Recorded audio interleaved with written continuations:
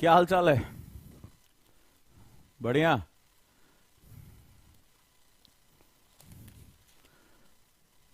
भाई यूपीएससी के लिए ढेर सारे पेपर पढ़ना बड़ा जरूरी होता है। हम्म। अब लेकिन इस पेपर में पढ़ें तो क्या पढ़ें?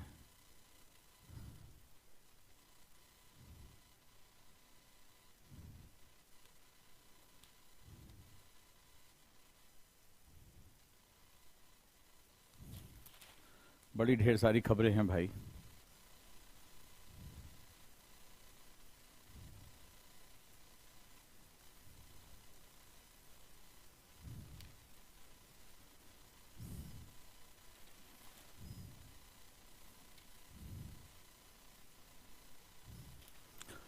कैसे हैं आप लोग? ये न्यूज़पेपर आप लोगों को भी परेशान कर रहा है क्या? चलो कमेंट बॉक्स में बताओ।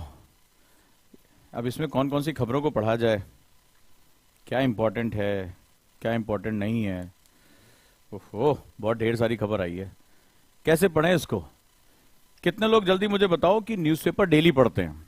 मतलब चाहे हिंदी हो चाहे इंग्लिश हो, न्यूज़पेपर वो डेली पढ़ते हैं, राइट? ढेर सारी खबरें उसमें आती हैं, कई चीज़ों की जो है जानकारियां हमारे लिए इंपॉर्टेंट होती हैं।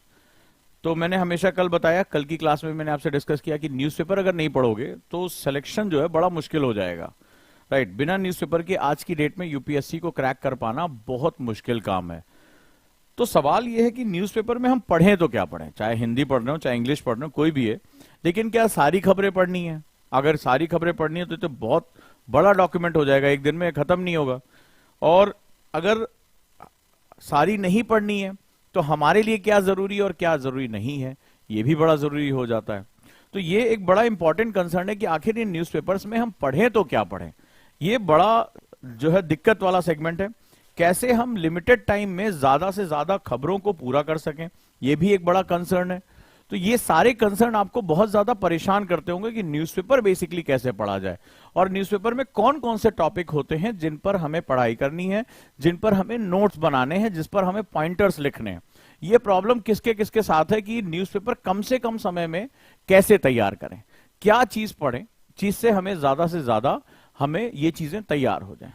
ठीक है, तो न्यूज़पेपर कैसे पढ़ें में ज्यादा इंपॉर्टेंट है, न्यूज़पेपर में क्या पढ़ें वो बड़ा इंपॉर्टेंट है। क्योंकि जब क्या पढ़ें तब हमें पता चलेगा कि उसको कैसे पढ़ें। तो पहले क्या डिसाइड होगा, क्या पढ़ें, फिर कैसे डिसाइड होगा कि हम उसे कैसे पढ़ें, उसमें नोट्स बनाए, पॉइंटर बनाए, फ्लो चार्ट में करें।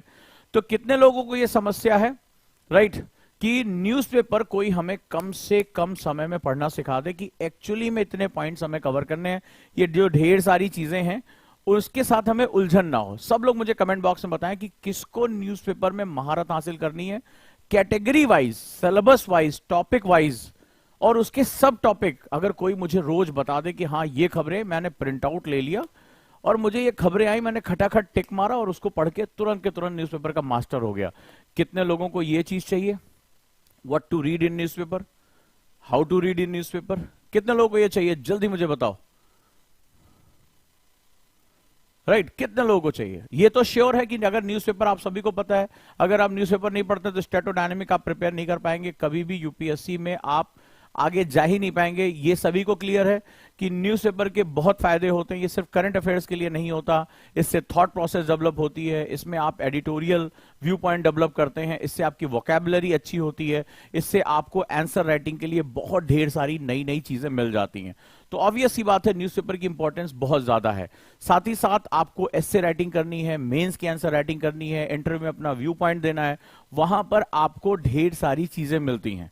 क्योंकि किसी भी टॉपिक पर आप एडिटोरियल जब देखते हैं तो उसके कई बार जो है उसके पक्ष में बात होती है, उसके विपक्ष में बात होती है, अपोज में बात होती है।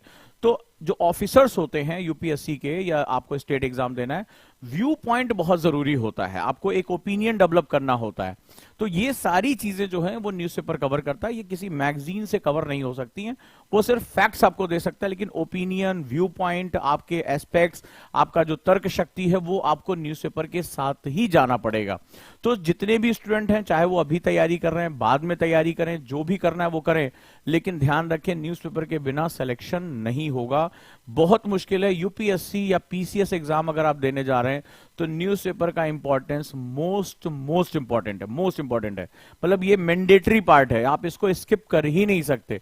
और न्यूज़पेपर रीडिंग से ज्यादा न्यूज़पेपर हैबिट फॉर्मेशन बड़ा जरूरी है।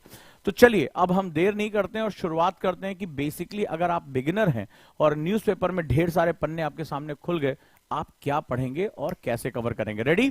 तो मुझे क्या चाहिए, पेन और पेपर। जल्दी से रेडी लिख के दिखाएं सर, हम लिखने के लिए तैयार हैं। आप मुझे टॉपिक और सब टॉपिक बहुत बारीकी से बताऊंगा कि इस पोर्शन में इतने पार्ट्स पढ़ने होते हैं, यहां से क्वेश्चन आते हैं, यहां से यूपीएससी बार बार क्वेश्चन पूछता है। तो अगर आप आज लिख लेंगे मेरे साथ तो हमेशा के लिए तैयार हो जाएगा। आप अपनी दीवार पे चिपका लीजिए, अखबार सामने खोलिए, टिक मारते जाइए, हाँ ये सर ने बता दिया, इस टॉपिक को तो छोड़ना ही नहीं है।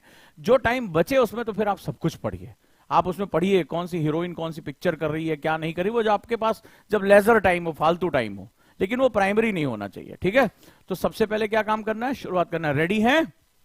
पेन और पेपर के साथ मेरे साथ लिखते जाएंगे, सभी के हाथ चलने चाहिए, क्योंकि इससे आप अंदाजा लगे आपका बहुत टाइम में बचाने वाला हूं, बहुत टाइम में बचाने वाला हूं। तो लेट्स स्टार्ट, शुरू करते हैं हम लोग।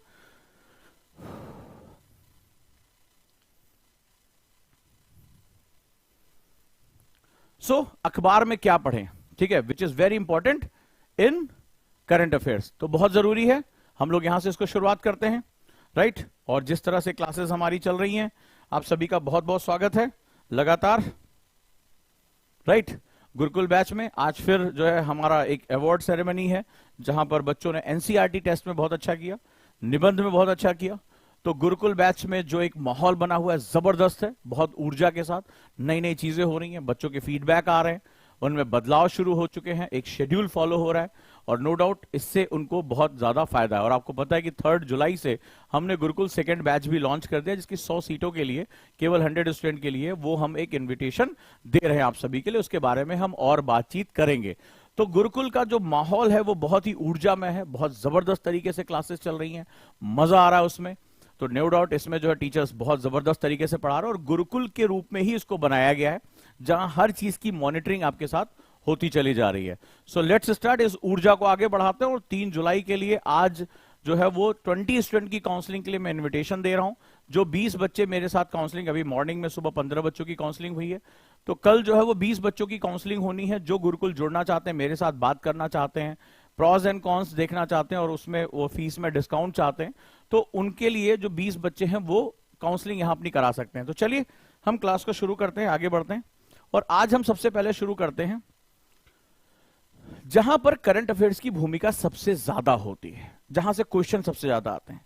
अब अगर आप न्यूज़पेपर उठा के देखोगे तो आज की डेट में आप चाहे कोई भी न्यूज़पेपर उठाएं, न्यूज़पेपर में एक हिस्सा, एक बहुत बड़ा हिस्सा एनवायरमेंट से जुड़ा हुआ आ रहा है। आप पर्यावरण, जलवायु परिवर्तन, ग्लोबल वार्मिंग होने वाला अगर आज ही देखेंगे तो यहां पर आज एक बड़ा इंपॉर्टेंट खबर आई है, जो ज्योग्राफी और एनवायरमेंट दोनों के लिए बड़ी जरूरी है, ध्यान से समझना। और इसमें एक खबर आई है कि मानसून के रास्ते में रोड़ा बना अरब सागर का चक्रवात। अब दक्षिणी पश्चिम मानसून यानी साउथ वेस्ट मानसून जो है अरब सागर से केरल के कोस्ट में सबसे पहले प्रवेश करता है। ये तो आपने पढ़ा होगा, नहीं तो आप पढ़ेंगे, ये ज्योग्राफी का टीचर आपको बताएगा कि भारत में जो समर में जो वर्षा होती है, जो रेन होती है, वो बेसिकली दक्षिणी पश्चिम मानसून की वजह से होती है, साउथ वेस्टर्न मानसून की वजह से होती है। अब यहां पर क्या हो रहा है कि मानसून के पैटर्न में बदलाव आ रहा है। मानसून में जलवायु परिवर्तन, अल नीनो की घटनाएं या जो कम दबाव के क्षेत्र हैं वो बहुत ज्यादा डिस्टर्ब कर रहे हैं। अब देखो करंट अफेयर्स अखबार का मजा क्या होता है, तो सालों से दक्षिणी पश्चिमी मानसून पर ये क्वेश्चन आते चले हैं। आप भी किताब पढ़ोगे, किसी भी बुक में आपको दिया होगा कि दक्षिणी पश्चिमी मानसून, लेकिन अब न्यूज़पेपर करता क्या है ये देखो। अब न्यूज़पेपर में एक बड़ा इंपॉर्टेंट खबर है, ये आज का पेपर है, तो इसमें आया हुआ है कि मानसून के रास्ते में रोड़ा बना अरब सागर का चक्रवात। तो अब यहां पर क्या हो रहा है कि चक्रवात जो होता है वो एक जो वाटर है, जो साइक्लोन है, वहां लो प्रेशर एरिया में बिल्डअप हो जाता है, उसके पास मॉइस्चर आ जाता है। तो इधर से दक्षिणी पश्चिम मानसून आ रहा है और वहां पर एक लो प्रेशर एरिया क्रिएट हो गया। तो इससे क्या हो रहा है कि जो भारत में मानसून आने का समय था वो डिस्टर्ब होता चला जा रहा है, उतनी तेजी से नहीं आ रहा। अच्छा, भारत में क्या समस्या है कि भारत में जो हमारी एग्रीकल्चर है वो पूरी तरह से मानसून पे डिपेंडेंट है। हम अभी बहुत बड़े हिस्से में सिंचाई की सुविधा नहीं दे पाए। अगर मानसून आएगा तो हमारे यहाँ क्या होगा, हमारे यहाँ वर्षा अच्छी होगी, हमारे यहाँ धान की फसल, कौन सी, खरीफ की फसल। ये सारे वर्ड्स मेरे लिखते जाना, खरीफ की फसल बहुत अच्छी होगी। हमारे यहाँ जो हमारी 55% आबादी जो है उसको आजीविका लिवलीहुड कहां से मिलता है? कृषि से मिलता है। ग्रामीण अर्थव्यवस्था जो 70% हमारी पॉपुलेशन की है वो उसी पैसे पे जिंदा रहती है, उसी पैसे पे वो बाजार को डेवलप करती है। अब देखो कितना बड़ा कॉम्प्लेक्स इशू हो जाएगा। बाजार में जो जिंसों की कीमत है, अच्छा महंगाई बहुत बड़ा मुद्दा हमारे यहाँ रहती है, और उसमें सबसे बड़ा जो हमारे यहाँ हिस्सा होता है वो खाद्य महंगाई होती है। तो हमारे यहाँ आरबीआई है, तो आरबीआई क्या करती है? आरबीआई की मॉनेटरी पॉलिसी कमेटी है, एमपीसी है। तो ये क्या काम करती है? ये महंगाई को जो है वो 4 से 6% के बीच में रखने की कोशिश करती है। ठीक है कि भाई यहां से होना चाहिए, इससे ऊपर गई तो ब्याज दरें महंगी हो जाएंगी। तो ब्याज दरें जब महंगी होंगी तो क्या होगा? आप जो है वो आपके लोन महंगे हो जाएंगे। लोन महंगे हो जाएंगे तो जैसे कोई निवेशक है, कोई इंडस्ट्रियलिस्ट है, वो भारत में पैसा ही नहीं लगा पाएगा। तो भारत में जब निवेश नहीं होगा तो भारत में उत्पादन भी नहीं होगा, तो उत्पादन नहीं होगा तो रोजगार भी नहीं होगा। तो मैं कई बार अपने स्टूडेंट को इसके बारे में बता चुका। अब देखो चीजें कैसे लिंक हो रही है। एक वर्षा, आपको लग रहा होगा कि ये केवल एक वर्षा की खबर है और इससे ज्यादा कुछ नहीं है, लेकिन अगर ये मानसून देर होगा तो हमारे यहां खरीफ की बुआई देर होगी। ठीक है, हमारे यहां क्या होता है? आपने देखा कि धान की फसलों के बोने के लिए पानी भर दिया जाता है, बीज रोपण किया जाता है, ढेर सारे मजदूरों को रोजगार मिलता है, उनकी आय बढ़ती है। वो नहीं होगा क्योंकि हमारे यहाँ वो मैनुअल होता है। ठीक है, इसके बाद क्या होगा? भारत में जो है अगर खरीफ की फसल में दिक्कत होगी तो खाद्य महंगाई बढ़ेगी। महंगाई बढ़ेगी तो क्या होगा? गवर्नमेंट के ऊपर दबाव आएगा, आरबीआई एक्ट हो जाएगा, लोन महंगे हो जाएंगे। लोन महंगे हो जाएंगे तो फिर क्या होगा? निवेश कम हो जाएगा, निवेश कम हो जाएगा तो उत्पादन कम होगा, उत्पादन कम होगा तो रोजगार कम होगा, और रोजगार कम होगा तो लोगों की आय कम हो जाएगी, गरीबी बढ़ जाएगी। देखो कैसे घूमता है भारत। अब यही अखबार की सबसे बड़ी ताकत होती है, न्यूज़पेपर की सबसे बड़ी ताकत यही है। तो आपने ज्योग्राफी पढ़ा, जो भी स्टूडेंट समझे जो टॉप करना चाहते हैं, मैं उनसे बात कर रहा हूं, जो सारे उजांगन से बात कर रहा हूं जिनके अंदर टॉप करने की जिद है। उनको ये नहीं कि हम तैयारी खेल रहे हैं, वहां बहुत से लोग खेलते रहते हैं। तो जिनको टॉप करने की जिद है वो समझे कि स्टैटोडायनेमिक होता क्या है, न्यूज़पेपर मदद कैसे करता है। तो आपने जो दक्षिणी पश्चिमी मानसून की थ्योरी है उसमें इस नई चीज को समझा कि भाई किस तरह से लो प्रेशर एरिया या चक्रवात जो जन्म ले रहा है, साइक्लोन हो रहा है, उससे कैसे दक्षिणी पश्चिमी मानसून डिस्टर्ब हो सकता है अरब सागर से। तो उस पे जो है कौन ये अनुमान कौन देता? अब सबसे बड़ी बात, ये बात किसने कही? ठीक है, ये बात किसने कही? तो भारत का मौसम विभाग, इंडियन मेट्रोलॉजिकल डिपार्टमेंट। ठीक है, तो ये कैसा संस्थान है? तो अब आप ये देखिए कि इस तरह की खबरें बड़ी इंपॉर्टेंट हो जाती है। तो सबसे पहले लिखो, क्या क्या लिखना है? पर्यावरणीय मुद्दे मोस्ट इंपॉर्टेंट मार्क कर लो। क्या करोगे? मोस्ट इंपॉर्टेंट मार्क करोगे। चलो, क्योंकि आज पूरा विश्व इसी पे, मतलब ये पेपर में छाया हुआ है, चाहे प्री का पेपर हो चाहे मेंस के पेपर हो। ठीक है, ये शादी के फूफा की तरह हो गए, उनके बिना शादी नहीं हो सकती है। फूफा रहेंगे चाहे कितना मुंह फुला के रहें, ठीक है, चाहे रायते पुलझ जाए, लेकिन इसके बिना आज ये मोस्ट इंपॉर्टेंट मार्क कर लो। सबसे पहला इस पर, क्योंकि ये डायनेमिक है, इस पर नई नई रिसर्च आ रही है, पूरी दुनिया इस पर एक मत ही नहीं है कि क्या क्या चीज हो सकता है। चलें, तो इसमें सबसे पहले क्या लिखना है? लिखो कौन कौन से मुद्दे। सबसे पहले बायोडायवर्सिटी, जैव विविधता का मुद्दा। ठीक है, इकोलॉजी, पारिस्थितिकी का मुद्दा। लिखते जाओ जल्दी से, खटाखट खटाखट बोलता जा रहा हूं, लिखते जाओ, मजा आ जाएगा। तो जहां पर भी ये शब्द तुम्हें दिखाई पड़े, बायोडायवर्सिटी, जैसे मान लो जीवों की हत्या हो रही है, मान लो अभी इसी में एक खबर और आई है, देखो जरा ध्यान से, इसी की खबर के नीचे मैंने कहा था भरा हुआ है। तो यहां पर देखो किसने किसने पढ़ा, कूनो पार्क से नहीं होगी चीतों की दूसरे जंगल में शिफ्टिंग। तो आपको पता है नामीबिया से चीते लेकर आए गए, चीते बहुत पहले भारत में खत्म हो गए थे, चीतों को पुनर्वास करने की योजना हो रही है और वो हमारे क्लाइमेटिक सिस्टम में उतनी तेजी से एडजस्ट नहीं हो पा रहे हैं। तो इसके पीछे कई रीजन है। तो देश में चीतों का खत्म होना, ये क्वेश्चन प्रीलिम्स में आया है कि निम्नलिखित में से कौन सा जीव भारत से विलुप्त हो चुका है। अगर आप देखेंगे प्रीलिम्स का क्वेश्चन है, शायद 2011 प्रीलिम्स का क्वेश्चन है ये। तो वहां पर जो होगा फिर से इसको बसाने की जो है वो एक तैयारी चल रही है, एक बड़े, क्यों बसाने की तैयारी, क्यों चीता लेकर आ रहे हैं, क्या ऐसे कमी हो गई थी? क्योंकि वो हमारे बायोडायवर्सिटी का पार्ट है, वो कभी था और जो गलती से या हमारी जो गलत नीति है उसकी वजह से विलुप्त हो गया था, शिकार की वजह से विलुप्त हो गया। तो अब उसमें अगर हम उसको लेकर आते हैं तो हमारी बायोडायवर्सिटी रिच होती है। हम जब अपने जीवों का संरक्षण करते हैं तो बायोडायवर्सिटी रिच होती है और हमारी पारिस्थितिकी संपन्न होती, आगे बढ़ती है। क्लियर हुआ? तो ये दोनों बहुत इंपॉर्टेंट। अब देखो मैं आपको पेपर में एग्जांपल देकर सिखाता जा रहा हूं, बड़ा मजे से समझना। ठीक है, कौन सा पेपर है? दैनिक जागरण है और कोई भी है, टाइम्स ऑफ इंडिया, हिंदू उठा लो। पेपर इंपॉर्टेंट नहीं है, खबर इंपॉर्टेंट है। क्या लिखा मैंने? पेपर इंपॉर्टेंट नहीं है, खबर इंपॉर्टेंट है। ठीक है, द शिफ्टिंग ऑफ चीता, मैं इसको इंग्लिश में बोलूं या चीतों का स्थानांतरण हिंदी में बोलूं? बात तो चीतों के बारे में हो रही है ना बच्चों, मेरे चीतों, थोड़ा सा भाषा से हटकर ज्ञान पर फोकस कर लो। चलो, दूसरा एनवायरमेंटल पॉल्यूशन, मोस्ट इंपॉर्टेंट है। ठीक है, एनवायरमेंटल पॉल्यूशन लिखो, पर्यावरणीय प्रदूषण। खबरें भरी रहती हैं, खबरें भरी रहती हैं। आगे लिखते जाओ, चलो जल्दी जल्दी।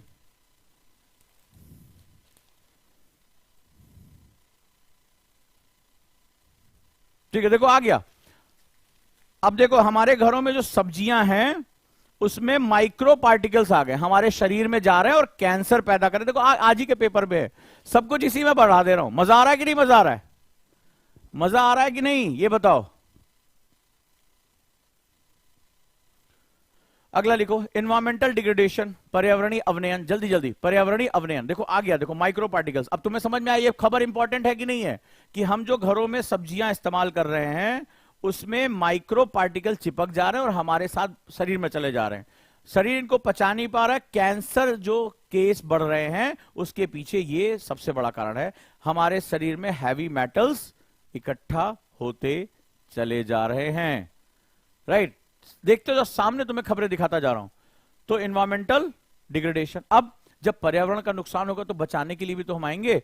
तो लिखो पर्यावरण संरक्षण। जो भी हो रहा है, जैसे भी खबर आ रही है, किसी ने पेड़ पौधे बचाए, जैसे मान लो चीतों को बचाने की बात हो रही है, बाघ को बचाने की बात हो रही है, हाथी को बचाने की बात हो रही है, या अभी मध्य प्रदेश के जंगलों में एक बाईपास हाईवे बनाया गया है ताकि जानवर और इंसान आपस में टकराए नहीं, गाड़ियां टकराए नहीं। तो क्या होगा? एनवायरमेंटल कंजर्वेशन, पर्यावरणीय संरक्षण। अगला है क्लाइमेट एंड वेदर, जलवायु और मौसम। तो अब ये बताओ, सब लोग मुझे जल्दी से बताओ कि ये वाला जो आया है कि मानसून के रास्ते में रोड़ा बना अरब सागर का चक्रवात, यानी कि रोड़ा बनने का कि कोई प्रॉब्लम क्रिएट कर रहा है। अगर मानसून टाइम से आ जाएगा तो अच्छा है, लेकिन अगर नहीं आ रहा है तो उसके पीछे कारण है। अब अगर ये खबर आई तो तुम मुझे किस कैटेगरी में इसको पढ़ा के दिखाओगे? किस कैटेगरी में इसमें लिखाओगे कि ये बहुत इंपॉर्टेंट खबर है? राइट, बताएं किस में बताओगे? क्लाइमेट एंड वेदर में, यस या नो? तो ज्योग्राफी एंड एनवायरमेंट दोनों का इसमें मिला लिया। तो ये किस में डालोगे? मानसून, अगर भारत का मानसून डिस्टर्ब हो रहा है, नहीं आया केरल में, भारत में देरी हो रही बारिश की या कम होगी, क्लाइमेट एंड वेदर में। क्लियर हुआ? अगला कोरल रीफ। ठीक है, बहुत इंपॉर्टेंट। समुद्री पर्यावरण का जो एक तटीय पर्यावरण होता है बहुत महत्वपूर्ण होता है समुद्रों में, और समुद्री जैव विविधता के लिए बहुत महत्वपूर्ण होता है। जो अंडमान, लक्षद्वीप, ऑस्ट्रेलिया का ग्रेट बैरियर रीफ, तो ये बहुत तेजी से नष्ट हो रहे हैं। और जब जब अल्नीनो आता है तब ये बहुत ज्यादा ब्लीच कर जाते हैं। कई बार क्वेश्चन आ चुका है। कोरल लिखो, कोरल रीफ। प्रवाल भित्तियां, प्रवाल भित्तियां। इंपॉर्टेंट ज्योग्राफिकल फिनोमिना, महत्वपूर्ण भौगोलिक घटनाएं, जैसे ज्वालामुखी का फटना, तुर्की में भूकंप आया, ठीक है, कहीं और कोई घटना हो रही है, तो ये सारी महत्वपूर्ण भौगोलिक घटनाएं हैं। आपको तुरंत ध्यान रखना है कहां हुआ, क्या हुआ। ठीक है, महत्वपूर्ण भौगोलिक घटनाएं। क्लियर? अब जैसे यूक्रेन में बांध टूट गया, आज ही का खबर आपने सुना होगा, तो बांध, डैम टूट गया, तो आपको क्या, इससे डैम से क्या हो सकता है? बाढ़ आ सकती है, वहां पे क्या घटनाएं हो सकती हैं, आप ध्यान से उसको पढ़ेंगे। और ये क्या करेगा? डिजास्टर कर देगा। जैसे भारत में रेल दुर्घटना हुई, अभी देखिए आप, तो रेल में क्या हुआ, कई लोग हमारे यहां जो दुखद मृत्यु हुई, बहुत भयानक घटनाएं हो गई, तो आपने देखा, तो वो किस में? डिजास्टर एंड मैनेजमेंट में। तो डिजास्टर हुआ है, चाहे वो मैन मेड डिजास्टर हो, चाहे वो नेचुरल डिजास्टर हो। जैसे यूक्रेन में कितने लोगों ने पढ़ा, यूक्रेन में क्या हुआ? बांध टूट गया, तो ये बोला गया रशिया की बमबारी से टूटा, लेकिन उससे डिजास्टर क्रिएट होगा। भारत में रेल दुर्घटना होती है, भूकंप आता है, तुर्की में भूकंप हुआ, तो या जंगल में आग लग गई बहुत ज्यादा। आपने देखा जर्मनी के जंगलों में आग लग गई है, अगर आज आप पेपर पढ़ेंगे तो वहां जानवर जो है वो तबाह हो गए हैं बुरी तरीके से। तो ये सब किस में आ गया? आपको तुरंत ध्यान देना कि डिजास्टर यानी आपदा और आपदा का प्रबंधन, ये दोनों आपको यहां ध्यान रखना है। याद हो गया? तो अगर आप ही देखेंगे तो आज पेपर में देखिए कितना ज्यादा आपके साथ यहां पर आपको क्वेश्चन दिखाएगा, कितना ज्यादा है, लेकिन अब आप ध्यान से उसको पढ़ेंगे। क्लियर है? अब इसके जो महत्वपूर्ण पॉइंट है उसके बिंदु बना लेंगे। ओके, चलिए आगे बढ़े। अब दूसरी जो चीज है जो सबसे ज्यादा डायनेमिक है, मैं सबसे पहले मैंने शुरू किया कौन सबसे ज्यादा डायनेमिक है। किताबों में ये नहीं मिलेगा, सबसे ज्यादा क्वेश्चन यहां अखबारों से आते हैं। दूसरा जो सबसे ज्यादा इंपॉर्टेंट है वो है साइंस एंड टेक्नोलॉजी, विज्ञान और प्रौद्योगिकी। लिखो, विज्ञान और प्रौद्योगिकी। साइंस एंड टेक्नोलॉजी से सबसे ज्यादा अखबार से क्वेश्चन आते हैं, इसके लिए बुक्स काम नहीं आती हैं, इसके लिए करंट जो है वो बहुत ज्यादा काम आता है। तो इसमें सबसे पहले क्या पढ़ना है, स्पेस टेक्नोलॉजी, अंतरिक्ष प्रौद्योगिकी। सबसे ज्यादा क्वेश्चन आज की डेट में कहां से आ रहे हैं, स्पेस टेक्नोलॉजी से आ रहे हैं, यस या नो। तो चलिए स्पेस टेक्नोलॉजी के बारे में पढ़ते हैं। इसरो ने कुछ किया, नासा ने कुछ किया, कोई नए जो है वो नई चीज की जानकारी मिली है, मंगल ग्रह पर कुछ हुआ है, तो आप क्या करोगे, स्पेस टेक्नोलॉजी के बारे में पढ़ोगे सबसे पहले। दूसरा बायोटेक्नोलॉजी, अब जैसे वैक्सीन की खोज हुई तो बायोटेक्नोलॉजी में भारत आज बहुत तेजी से जा रहा है, कोविड वैक्सीन को खोज लिया, नई नई बीमारियों का इलाज लेकर आ रहा है, ठीक है। तो ये सारी चीजें जो है वो बायोटेक्नोलॉजी के अंतर्गत है। और अभी जैसे ये खत्म होगा मैं बताऊंगा गुरुकुल बैच में क्या है और कॉन्सेप्टर बैच में क्या, किसको लेना चाहिए, तो मैं इसके बारे में भी आपसे बात करूंगा अभी। तो जिनको आगे अपना करियर डिसाइड करना वो मेरे साथ रुकेंगे। अगला है जेनेटिक्स, लिखो जीन विज्ञान, जेनेटिक्स। हम बहुत सी नई नई बीमारियों का इलाज, जैसे कल के पेपर में आता है स्टेम सेल को लेकर बात आई थी, ठीक है। तो ये सारी चीजें हो रही हैं। जैसे अगर आज ही इसमें खबर पढ़ेंगे तो कई इस दुर्घटना में कई ऐसे लोग हैं जिनके शवों की पहचान, डेड बॉडीज पहचानी इतनी बुरी तरीके से छत विछत हो गई है। तो उनके लिए क्या हुआ, आप इसमें खबर पढ़ेंगे तो एम्स में जा रहे हैं और एम्स में जो है बताया जा रहा है कि उनका डीएनए टेस्ट होगा, तब उनके परिजनों को बताया जाएगा कि इसमें जो बॉडीज हैं, डेड बॉडीज हैं, वो किसकी हैं। आप लोगों ने पढ़ा होगा, मुझे बताते जाइए, हाँ सर आज हमने पढ़ा इसमें, ठीक है। तो यहां पर ये हो रहा है, तो वो जो डीएनए टेस्ट हो रहा है वो दैट इज वेरी इंपॉर्टेंट। यहां पर ये हमारी कई समस्याओं का समाधान यहां निकल कर आएगा। अगला है हेल्थ रिलेटेड इशू, स्वास्थ्य संबंधी मुद्दे, चाहे वो ग्रामीण स्वास्थ्य हो चाहे शहरी स्वास्थ्य हो, गरीबों के स्वास्थ्य की बात हो रही है, सरकार की कोई प्रोग्राम एंड पॉलिसी हो रही है, लिखो स्वास्थ्य संबंधी मुद्दे। अगला बहुत इंपॉर्टेंट है, अब देखो आज एक बहुत इंपॉर्टेंट खबर आई है, अब देखो कैसे है, डिफेंस रिलेटेड इशू यानी रक्षा संबंधी मुद्दे, रक्षा संबंधी मुद्दे।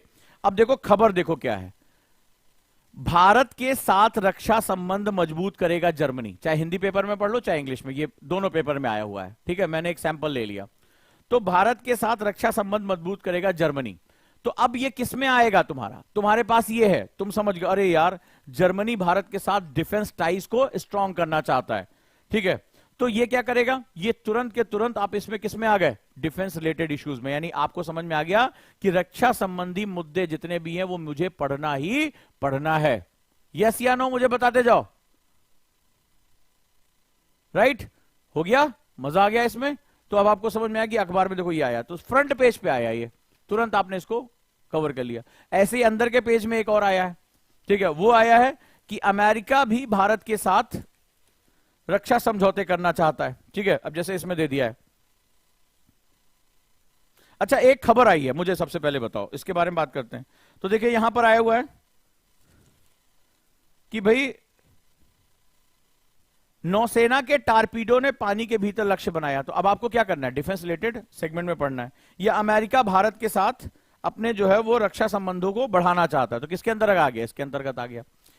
एक खबर आई है, अब आप जरा मुझे, मैं टेस्ट ले रहा हूं आप लोगों का, एक मुझे छोटा सा चीज बताइए।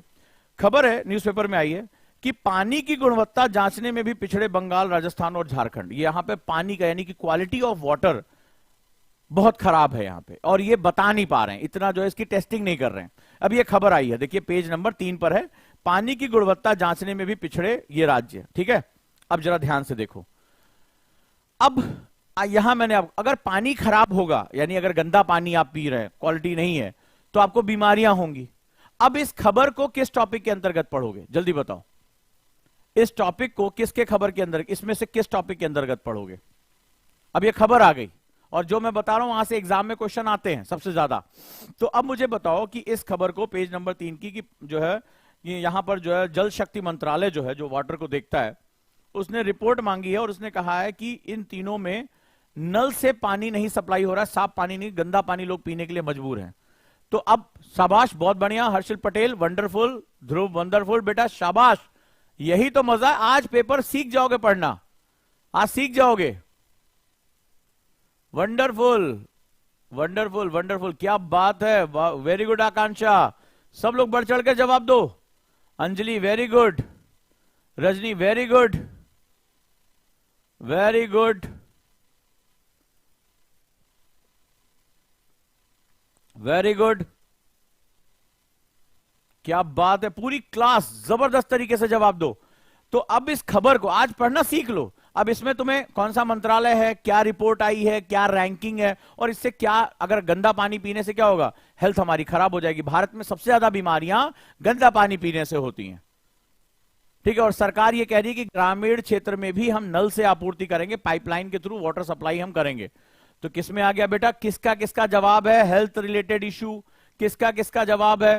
वेरी गुड, वेरी गुड, शाबाश, very good Anjali, very good Zaid, very good Kumkum, शाबाश बेटा, wonderful Ajay, Irshad, Islam, very good Shreya, क्या बात है, वेरी गुड। अब समझ में आया कि इस खबर को कहां लेकर जाना है।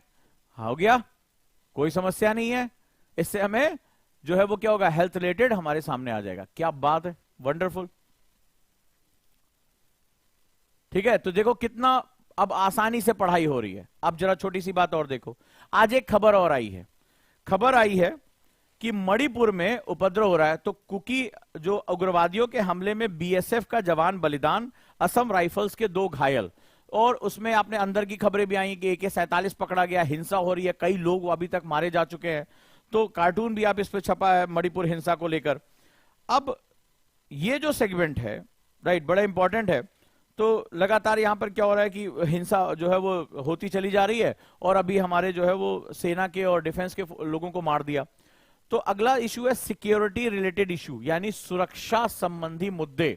तो इस खबर को किसके अंतर्गत लेकर आओगे, जो ये मणिपुर में हुआ, ठीक है। तो मणिपुर में जो कुकी आतंकवादियों में जो वहां के अलगाववादी हैं या जो उग्रवादी हैं, उनके साथ जो चीजें हो रही हैं, किसमें आ जाएगा, सिक्योरिटी रिलेटेड इश्यूज के अंतर्गत, यानी सुरक्षा संबंधी मुद्दे, जहां सुरक्षा को खतरा हो रहा है, चाहे वो आंतरिक सुरक्षा हो चाहे वो बाह्य सुरक्षा हो, ठीक है। जैसे टेरर फंडिंग, इसके नीचे एक और क्वेश्चन आया है कि केटीएफ को फंडिंग मामले में पंजाब और हरियाणा में एनआईए के छापे, या ड्रग्स पकड़ी गई है, या जाली नोट पकड़े गए हैं, या खालिस्तान की जो मांग कर रहे थे उनको जो पकड़ा गया है।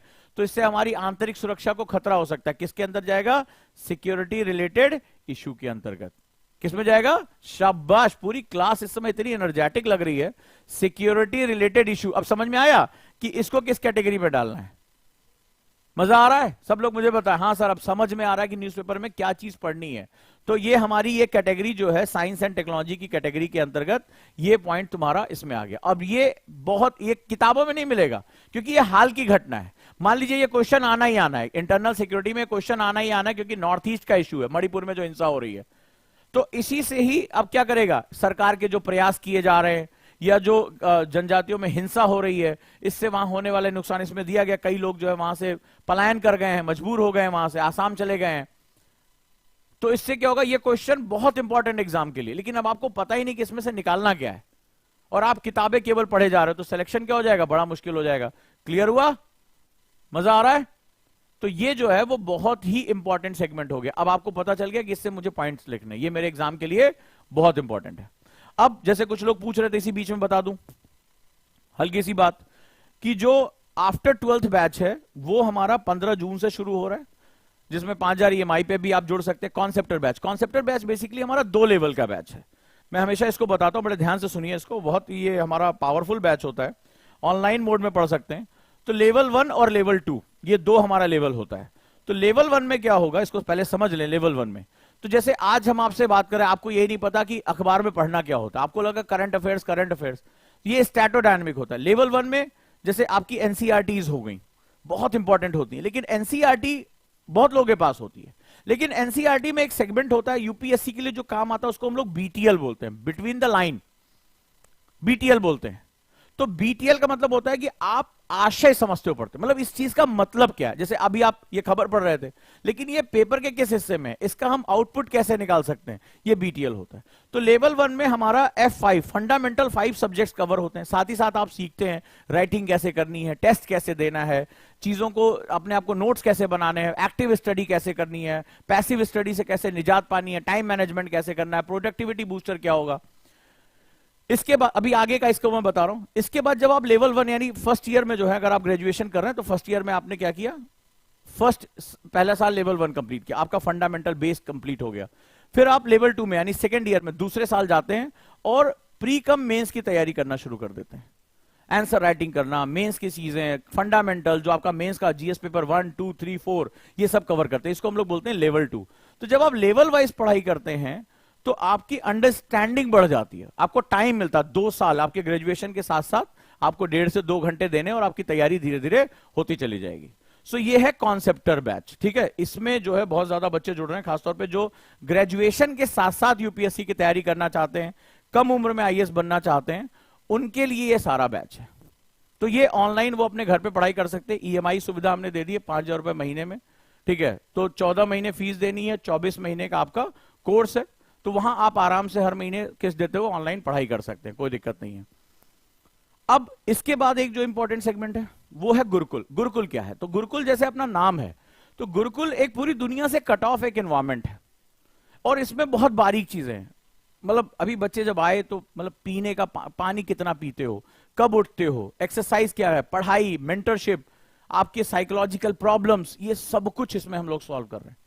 टीचर्स अलग है, मेंटर्स अलग है, उसमें एनसीईआरटी की क्लासेस अलग है, प्री कम मेंस की क्लासेस अलग है, राइटिंग करा रहे हैं, बुक्स दे रहे हैं, और हर चीज यूनिफॉर्म के साथ आप आ रहे हो। तो एक अलग ही वहां पर जो एक वाइब्स है हमारी आपस में जोड़ती हैं, वो सारी की सारी यहां पर आकर अटैच हो जाती हैं।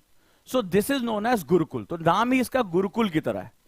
तो आपको वो उन सभी के लिए जो अपने आप को बदलना चाहते हैं, जो अपने आप को चेंज करना चाहते हैं, तो ये गुरु के परिवार की तरह। तो यहां पे बहुत मतलब इसमें आपकी चॉइस नहीं, आपको कराया जाएगा। आप डायरी नहीं लिख रहे तो आपको रोज डांटा जाएगा। आप मेंशन है, आपको लग रहा है 1-2 दिन कर लेंगे यार, देखा जाएगा। जैसे घर पे क्या होता है, कई बच्चों ने कहा कि सर कोई देखने वाला नहीं, माहौल नहीं है पढ़ने का। यहां हम आपसे पढ़वाएंगे, अगर ये 10 पेज सामने बैठ के पढ़ना है तो पढ़ना है। यहां रोज डांटा जाएगा कि चलो ऐसे नोट्स बनाने तो ऐसे ही बनाने हैं, ऐसे जो है वो आपको ये काम करना है तो करना है, बार बार बार बार बार बार। तो हमारा ये जो सेगमेंट है, हम इसमें हैबिट डेवलप करते हैं, डिसिप्लिन डेवलप करते हैं। सक्सेस जो होती है वो इसी हैबिट्स का आउटकम होती है। तो ये जो बेसिकली है वो है हमारा गुरुकुल। तो जैसे इसका नाम है, सो ये दोनों बैच बहुत इंपॉर्टेंट। इसमें क्लासरूम है, लाइब्रेरी है, मेंटरशिप है, बुक्स है, यूनिफॉर्म, सब कुछ इसके साथ है। तो एक से एक बारीक चीज, मतलब बस आपको आना है और जो हम फॉलो करने के लिए दे रहे हैं बस उसको फॉलो करना। नहीं तो हम कराएंगे आपसे, जबरदस्ती कराएंगे, हम उठाएंगे तुम्हें कि तुम्हें इतने बजे उठना है। तुमने जिंदगी में एक्सरसाइज नहीं की, हम कराएंगे तुमसे, हम तुमसे लिखवाएंगे, हम तुमसे टेस्ट देंगे। बच्चे आए घबराए, सर ऑब्जेक्टिव टेस्ट, अभी सर क्या पढ़ा है? नहीं, टेस्ट दो। तो सामने बिठा के मेंटर बोले हाथ में ये टेस्ट दो। तो जब आपके पास चॉइस ही नहीं रह जाएगी तो आप करोगे और फिर बदलाव आने शुरू होंगे। कैसे क्लास से पहले अपनी ब्रेन वेव्स को चेंज करते हैं, मेडिटेशन कैसे करते हैं, हर चीज सिखा रहे हैं, ठीक है। तो आगे चलते हैं हम लोग फिर से वापस। अब आ जाओ, अगला तीसरा जो सबसे इंपॉर्टेंट टॉपिक होता है उसको इकोनॉमी बोलते हैं। This is known as economy, अर्थव्यवस्था।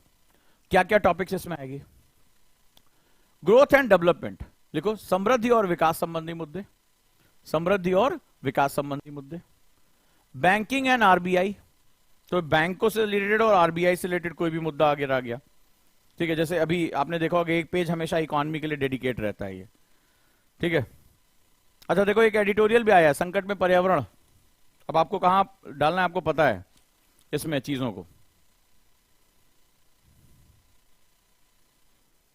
अब देखो एक क्वेश्चन, एक आज की खबर आई है, आरबीआई की मौद्रिक नीति समिति की। अभी देखो एमपीसी के बारे में बात किया था, जो मॉनेटरी पॉलिसी कमेटी, आरबीआई की मौद्रिक नीति समिति की बैठक शुरू। अब आपको पता है किसके अंतर्गत पढ़ना है? बैंकिंग एंड आरबीआई के अंतर्गत, बैंकिंग एंड आरबीआई के अंतर्गत, ठीक है।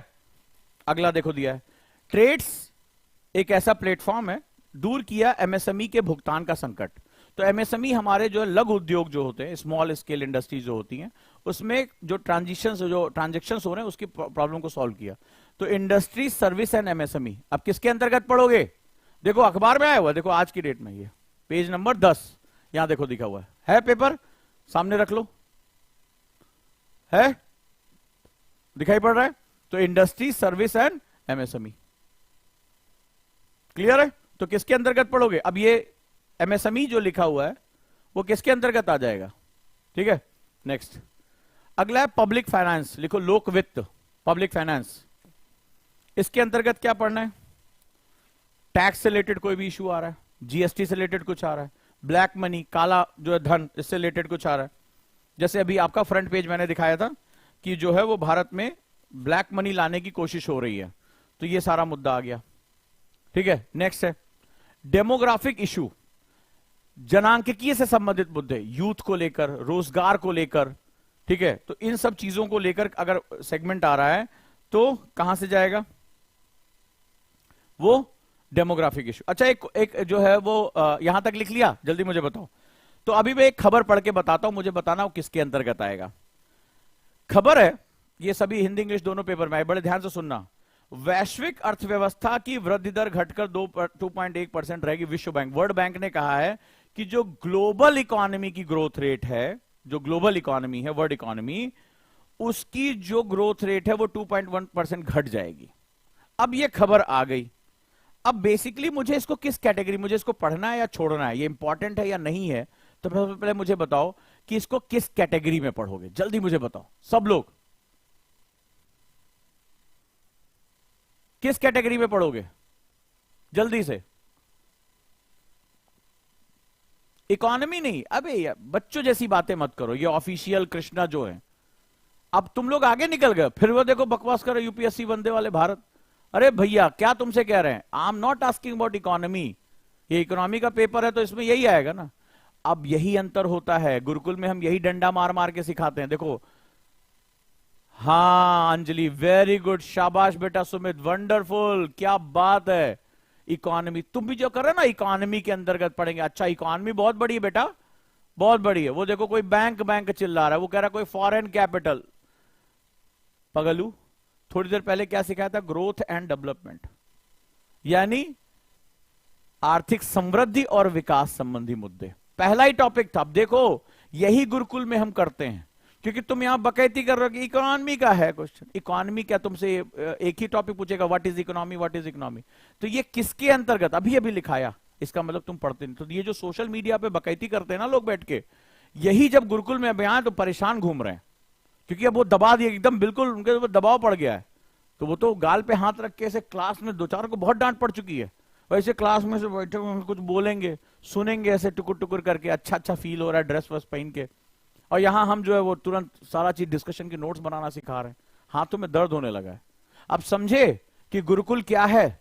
गुरुकुल में ये काम हम जबरदस्ती करवाते हैं, नहीं करना है तब जाकर तुम्हारे अंदर बदलाव आता है। नहीं तो भैया ओल्ड हैबिट्स डाई हार्ड, पुरानी आदतें इतनी जल्दी छूटती नहीं है। डेवलप, कोई कह रहा फॉरेन कैपिटल का मुद्दा है, ठीक है, पहला ही लाइन, पहला ही पॉइंट था, समझे। चलिए आगे आ जाइए। वेरियस इंडेक्सेस, महत्वपूर्ण सूचकांक, जैसे अभी हमने पीने के पानी में एक सूचकांक की चर्चा की, तो तुरंत सूचकांक आ जाएगा। महत्वपूर्ण सूचकांक जैसे गरीबी का सूचकांक, पीने का पानी का सूचकांक, स्वास्थ्य सूचकांक, ये सारा चीज इसमें आ जाता है।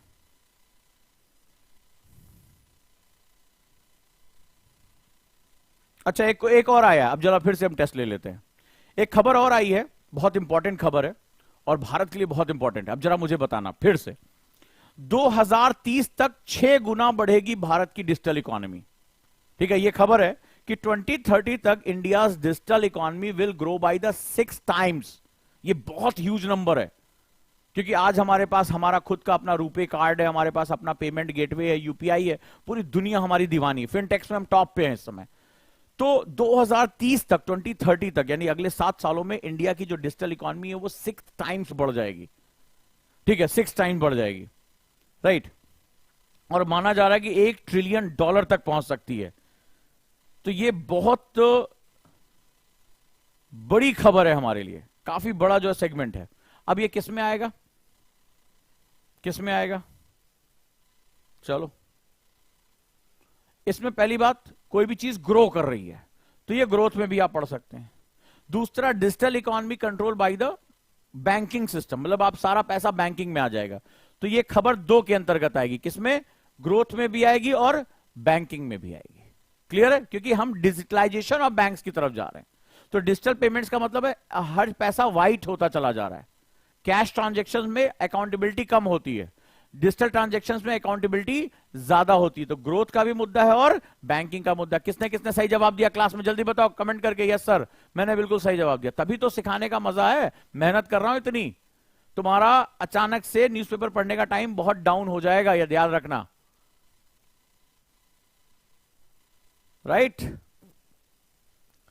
अगला क्या करना है, चलिए लिखो, गरीबी संबंधी मुद्दे, समावेशन संबंधी मुद्दे, पुअर्टी, इंक्लूजन, एम्प्लॉयमेंट, रोजगार संबंधी मुद्दे और धारणीय विकास संबंधी मुद्दे।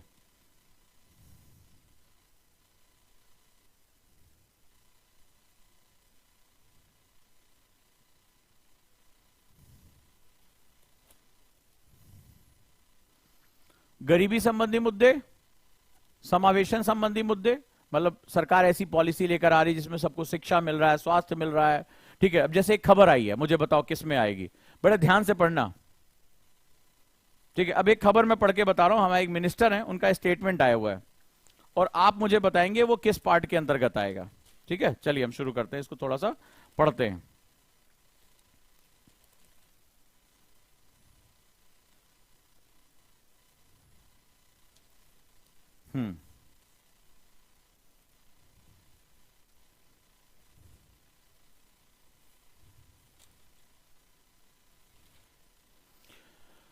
रेडी, आज के पेपर से सब पढ़ा रहा हूं, पेज नंबर 3 पर है।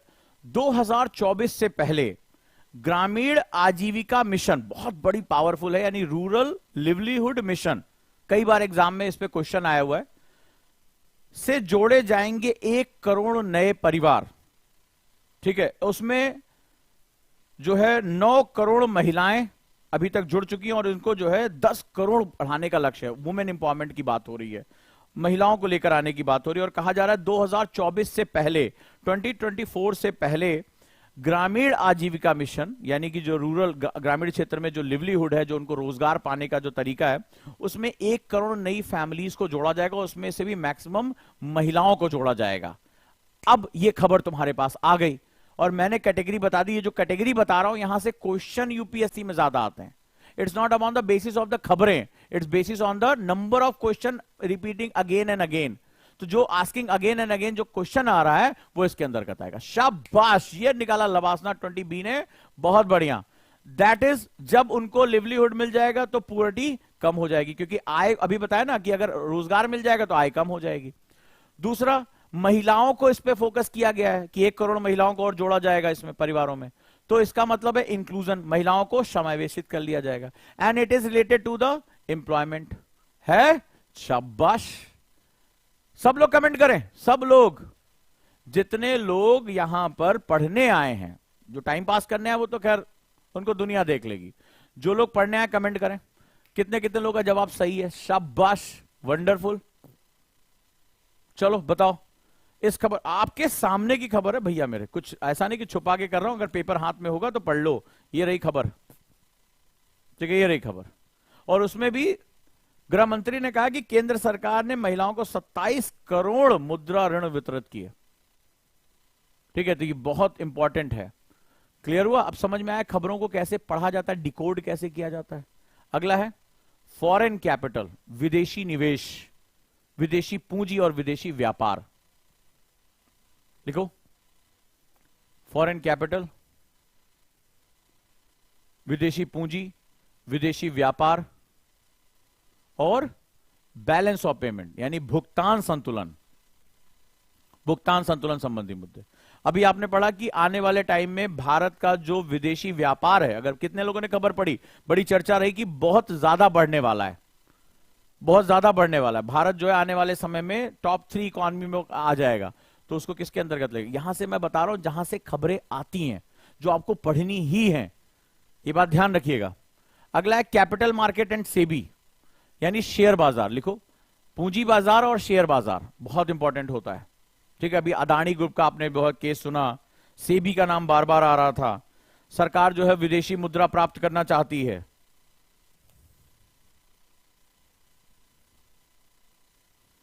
लिखो, पूंजी बाजार और शेयर बाजार। अगला है कृषि, एग्रीकल्चर, अभी समझाया। तो कृषि तो कई तरह से फंसा हुआ रहता है। कृषि। अगला है इंफ्रास्ट्रक्चर एंड रिलेटेड इश्यूज, यानी अवसंरचना, यानी जैसे सड़क हो गया, बिजली हो गया, ठीक है, हेल्थ इंफ्रास्ट्रक्चर हो गया, अवसंरचनाएं, एक्सप्रेसवे हो गए, रेलवे लाइन। अब जैसे रेलवे सिक्योरिटी की बात हो रही है कि यात्रियों की जान ऐसे ही फंसी रहेगी क्या, या हम अपने देश के अलग अलग हिस्सों में हम जो है फास्ट रेलवे पहुंचाना चाहते हैं, तो रेलवे हो गया, सड़कें हो गई, एक्सप्रेसवे हो गए, बिजली की संरचना हो गई, जो हमारी इकोनॉमी का बेस होती हैं। ठीक है, तो ये क्या हुआ, इंफ्रास्ट्रक्चर रिलेटेड इश्यू, यानी सड़कों संबंधित। अभी आपने कितने लोगों ने पढ़ा, ईमानदारी से बताना, कि अभी हमारे मंत्री जो हैं पर्यटन के, उन्होंने क्या किया, बांस से जो सड़कों के किनारे रेलिंग्स होती है ना, वो पहले लोहे टीन का इस्तेमाल किया जाता था। तो नॉर्थ ईस्ट में बांस बहुत ज्यादा पाया जाता है, बैम्बू, और वहां बहुतायत है। बहुत समय से अंग्रेजों का शासन चला और आजादी के बाद भी वो कानून चला, बांस को उन्होंने जंगल के कानून में डाल रखा था, फॉरेस्ट बांध रखा था, जबकि बैम्बू एक घास होती है। अभी सरकार ने अपनी गलती सुधारी और कुछ साल पहले उसको जो है वो फॉरेस्ट की कैटेगरी से बाहर कर दिया, क्योंकि फॉरेस्ट की कैटेगरी में अगर आप जंगल काटोगे, बांस काटोगे, तो आपके ऊपर क्या हो जाएगा, कानून की धाराएं लग जाएगी, आपको जेल हो जाएगी। और नॉर्थ ईस्ट में बैम्बू यानी बांस बहुतायत पाया जाता है। अब समझो जरा कानून ने कैसे बर्बाद किया वहां पे। अब नॉर्थ ईस्ट, अब जैसे मणिपुर में हिंसा हो रही है, ठीक है, नॉर्थ ईस्ट की इकोनॉमी जो है अच्छी नहीं है, लेकिन वहां संभावनाएं बहुत ज्यादा, पोटेंशियल बहुत ज्यादा है। तो क्या हुआ, उन्होंने एक प्रयोग किया कि बांस को लेकर उन्होंने सड़कों के किनारे किनारे जो बैरियर्स होते हैं, ठीक है, एक्सीडेंटल बैरियर्स, उसको बना दिया। तो बांस का आ गया, तो एक तो पहली बात को हमारा जो बहुत ढेर सारा टीन और स्टील बचा जो बाहर से मंगाते हैं। दूसरा, नॉर्थ ईस्ट की डिमांड बढ़ी कि नॉर्थ ईस्ट से बांस बहुतायत है, वहां का जो क्लाइमेट है, तो वहां की इनकम बढ़ जाएगी। दूसरा क्या है, ये बायोडिग्रेडेबल है, मतलब ये खराब हुआ अपने आप डिसॉल्व हो जाएगा, प्रकृति में गायब हो जाएगा, पर्यावरण पर भी इसका प्रभाव नहीं पड़ेगा कोई निगेटिव। और रोजगार के साधन मिलेंगे, जो गरीब लोग हैं, जो किसान है, जो एग्रीकल्चर कर रहे हैं, जो वहां का मुख्य व्यवसाय है, उससे उनको बहुत ढेर सारा रोजगार मिलेगा। तो ये देखिए किसने किसने पढ़ा, बड़ी इंपॉर्टेंट खबर है, क्योंकि ये जो है आपको एग्रीकल्चर को इनहांस करने, सभी को अपने साथ समावेशित करने, नॉर्थ ईस्ट के जो है लोगों को समावेशित करने, खासतौर पर महिलाओं को, और इंफ्रास्ट्रक्चर में नया एक क्रांति लाने, इनोवेशन लाने में सबको शामिल करता है। देखो कितनी अच्छी खबर है, हाँ या ना। और इससे क्या होगा, इकोनॉमिक ग्रोथ भी होगी, शाबाश, इससे इकोनॉमिक ग्रोथ भी होगी। तो इस तरह से क्या होगा, हमारा जो है ये एक बहुत इंपॉर्टेंट एक प्रोजेक्ट है। ऐसे ही आज एक खबर आई है, किसने किसने पढ़ा, अब मुझे बताओ इसको किस में लेके जा सकते हो। एक छोटी सी खबर है, देखते हैं किसने किसने इसको पढ़ा है। और वो है, आपको पता होगा कि इलेक्ट्रॉनिक व्हीकल्स की अब मांग बढ़ रही है। तो अभी क्या हुआ, एक नया चीज आया है कि जो फ्लाईओवर के नीचे जगह ढेर सारी बच जाती है, वहां इलेक्ट्रिक चार्जिंग स्टेशंस बनाए जाएंगे। क्योंकि जब चार्ज करोगे गाड़ी तो लोग ज्यादा से ज्यादा बिजली से चलने वाली गाड़ियां इस्तेमाल करेंगे, तो पेट्रोल और डीजल का जो है खपत कम होगी। अब देखो पेपर में आया हुआ है, पेज नंबर 2 पे, फ्लाईओवर के नीचे बनेंगे ईवी चार्जिंग स्टेशंस और लाइब्रेरी, आप पढ़ाई भी कर सकते हो। तो उस जगह को इस्तेमाल कर लिया, अलग से जगह की जरूरत नहीं पड़ेगी, सड़कें जो गाड़ियां गुजर रही हैं वहीं अपनी गाड़ी को रिचार्ज करा लिया, आगे बढ़ गए। तो क्या होगा, लोग ज्यादा से ज्यादा इलेक्ट्रिक व्हीकल्स को यूज करना शुरू कर देंगे और इससे पेट्रोल और डीजल की खपत कम होगी। तो ये पर्यावरण का भी हिस्सा और ये टेक्नोलॉजी का भी हिस्सा है, दोनों का हिस्सा है, राइट। और इससे क्या होगा, इससे सरकार अपना बहुत ढेर सारा जो बैलेंस ऑफ पेमेंट है, क्योंकि हम पेट्रोल डीजल के जब मंगाते हैं क्रूड ऑयल, तो हम बहुत ढेर सारा पैसा अपना दे बैठते हैं, विदेशों को दे बैठते हैं, तो हमारा वो पैसा भी बचेगा। समझ में आया कि कैसे खबरें डेवलप होती हैं। क्लास कैसी लगी आज की, पहले बताइए, बाकी हिस्सा बाद में समझाऊंगा, क्योंकि अभी आपको इतनी प्रैक्टिस करनी, 1-2 दिन प्रैक्टिस करिए, फिर मैं दोबारा लूंगा न्यूज़पेपर में क्या पढ़ें, ठीक है। एक साथ उतना ही खाना है जितना जरूरी है। कितना आज की क्लास कैसी लगी, कुछ नई चीजें मिली? और ये तीनों, एनवायरमेंट, ज्योग्राफी, जो टेक्नोलॉजी और इकोनॉमी, सबसे ज्यादा क्वेश्चन अगर कहीं न्यूज़पेपर से आते हैं तो इन्हीं तीनों पार्ट से आते हैं। तो ये मैंने प्रायोरिटी के हिसाब से दिया। बुक्स इसमें ज्यादा काम नहीं करती हैं, क्योंकि इसमें बहुत ज्यादा नया नया डाटा जरूरत पड़ता है, बहुत ज्यादा डाटा की जरूरत पड़ती है, राइट दोस्तों। एक और चीज बताता चलूं, अगर आपको कोई भी मान लो क्लास में कंप्लेन है कि नहीं चल रहा है, तो आप ये नंबर 9599089134 इस पर आप कॉल कर सकते हैं, ये ग्रेवेंसेस आपके सॉल्व हो जाएंगे। साथ ही साथ PSIR ऑप्शनल शुरू हो गया है, अगर आप डेमो लेना चाहें तो सुमित सर के साथ मात्र 7,999 में आप इसके साथ भी जोड़ सकते हैं।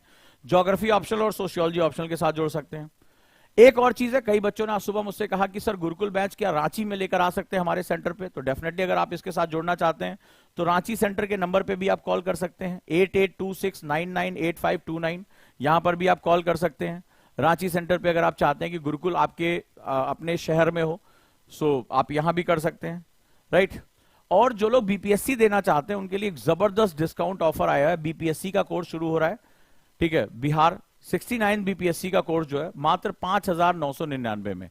तो आप इसके लिए भी जानकारी ले सकते हैं, आप इसका भी हिस्सा बन सकते हैं। 10 जून से ये बैच लाइव या रिकॉर्डेड आपको मिल जाएगा, वो भी मात्र 5,999 में, जो है वो 69th बीपीएससी। जो लोग देख रहे हैं बिहार से, जो लोग मुझे देख रहे हैं, वो लोग यहां से इसके साथ ज्वाइन कर सकते हैं, राइट दोस्तों। तो स्वागत करता हूं। गुरुकुल बैच अभी नोएडा में है क्योंकि सारा सिस्टम यहां पर है।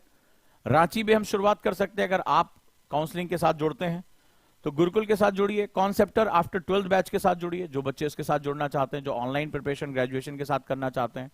और साथ ही साथ अगर आप ऑप्शनल जुड़ना चाहते हैं तो बहुत ही डिस्काउंटेड फीस पे आपको ये भी वहां मिल जाएगा। तो थैंक यू सो मच, आप सभी का बहुत बहुत धन्यवाद आज की क्लास के लिए। और उम्मीद करता हूं कि आज आपने बहुत कुछ सीखा। इसकी प्रैक्टिस अगर आप करेंगे तभी आउटपुट आपको मिलेगा। इसका सेकेंड पार्ट मैं लेकर आऊंगा, लेकिन जब फर्स्ट पार्ट के आपको नोट्स, फिर मैं बताऊंगा कि इसमें नोट्स कैसे इसमें आपको बनाने हैं, क्या चीज इसमें जोड़नी है। थैंक यू सो मच, आप सभी का बहुत बहुत धन्यवाद और जुड़े रहिए। और एक और इंपॉर्टेंट चीज है जो आपके लिए जरूरी है, कितने लोग ओजांग टेस्ट प्रैक्टिस पे क्वेश्चंस की प्रैक्टिस कर रहे हैं, ये बहुत जरूरी है आप लोगों के लिए। ओजांग टेस्ट प्रैक्टिस हमारी ऐप है जहां पर आप टीचर्स असाइनमेंट भी प्राप्त सकते हैं। आप daily free quiz, free of cost quiz दे सकते हैं। आप जाएं और यहां पर आप चाहे स्टेट पीसीएस की तैयारी कर रहे हैं, यूपीएससी या स्कूल एजुकेशन में है, तो आप यहां पर भी आप अपना जो है सेगमेंट दे सकते हैं।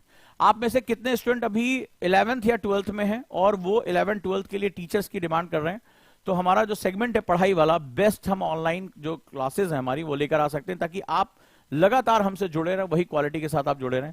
और अगर आप मेंस प्रैक्टिस करना चाहते हैं तो आप मेंस प्रैक्टिस भी कर सकते हैं क्वेश्चंस की, राइट। ये बहुत इंपॉर्टेंट है। तो ये सारी चीजें ओजांग टेस्ट प्रैक्टिस पे अवेलेबल है। आप लोग डेली डेली क्वेश्चन लगाने की आदत डालिए ही डालिए। थैंक यू सो मच, आप सभी का बहुत बहुत धन्यवाद और उम्मीद करता हूं कि आप लोग अच्छे से अपनी पढ़ाई करेंगे और जुटे रहेंगे। Thank you so much.